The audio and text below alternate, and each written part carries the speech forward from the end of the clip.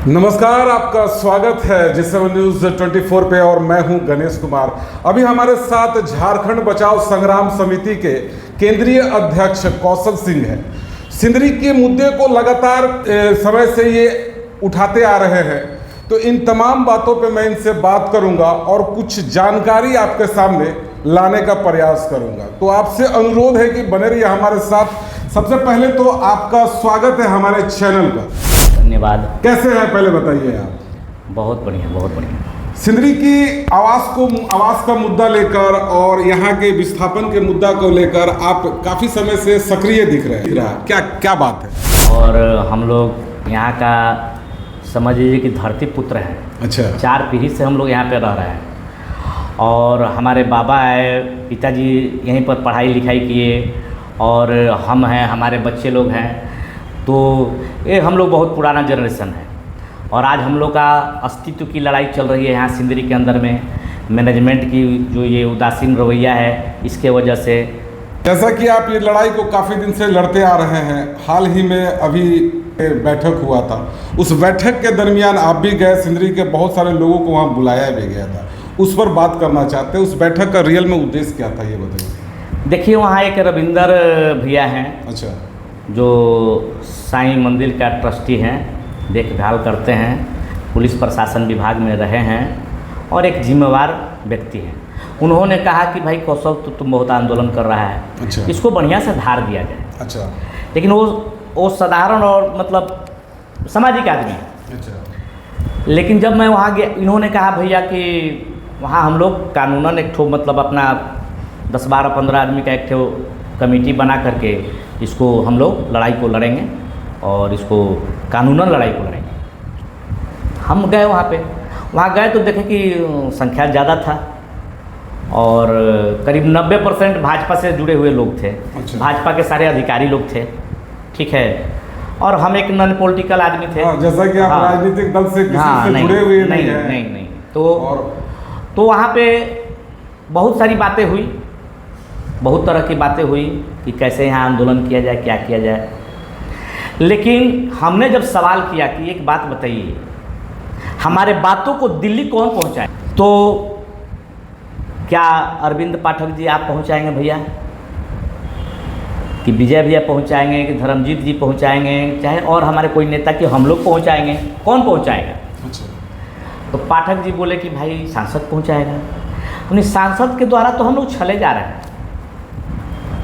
सांसद कितने बार सिंदरी के अंदर में आए, आम सभा में बोले, बराबर उन्होंने डेट दिया कि हम चलेंगे और अनुप्रिया पटेल से, जेपी नड्डा से बात करेंगे और समस्या का समाधान करें। लेकिन ये तो बात सिर्फ बात में रह गया। आपका कहने का मतलब है कि धनबाद सांसद की तरफ से कोई सपोर्ट नहीं मिल रहा है क्या? सपोर्ट नहीं मिल रहा है कि अब हम क्या बोले, बोलना नहीं चाहिए। वो सोचेंगे कि बार मेरे ही चक्कर में पड़ा हुआ है।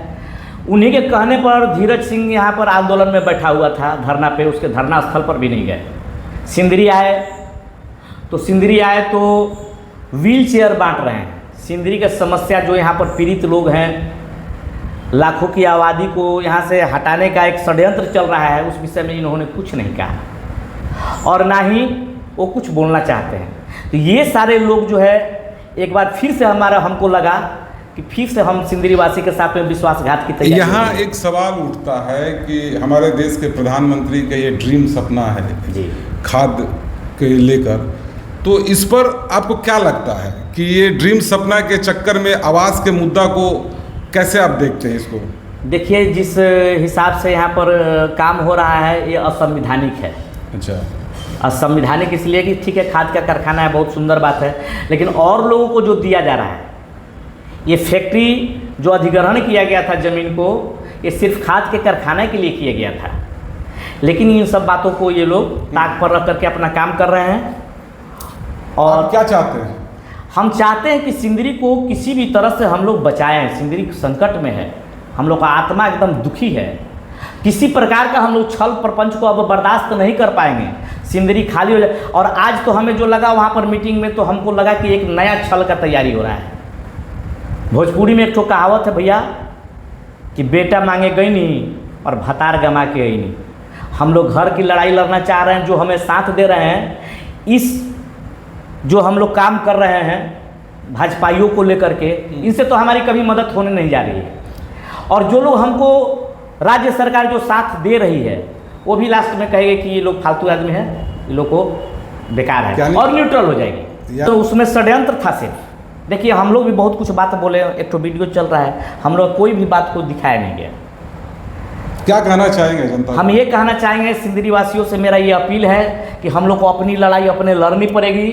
और हमारे साथ जो लोग हैं, राज्य सरकार है, गठबंधन है, हम लोग को ये भाजपा वाले अगर ढुल्लू महतो जी हम लोग को समस्या का समाधान कर देते हैं जो हम लोग चाहते हैं तो उनकी जय जयकार है, लेकिन वो नहीं करेंगे, वो नहीं करेंगे। लेकिन हम लोग अगर इधर उधर की बात अगर ज़्यादा करेंगे तो जहाँ से हम लोग को मदद मिल रहा है वो मदद भी समाप्त हो जाएगा।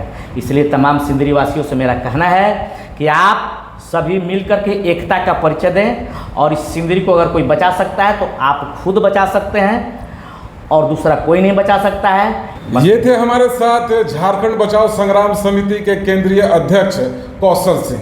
क्या है आपका इस पर राय, जरूर दीजिएगा कमेंट सेक्शन में। फिर मिलते हैं नेक्स्ट वीडियो में नई जानकारी के साथ। वीडियो देखने के लिए आपका बहुत बहुत धन्यवाद।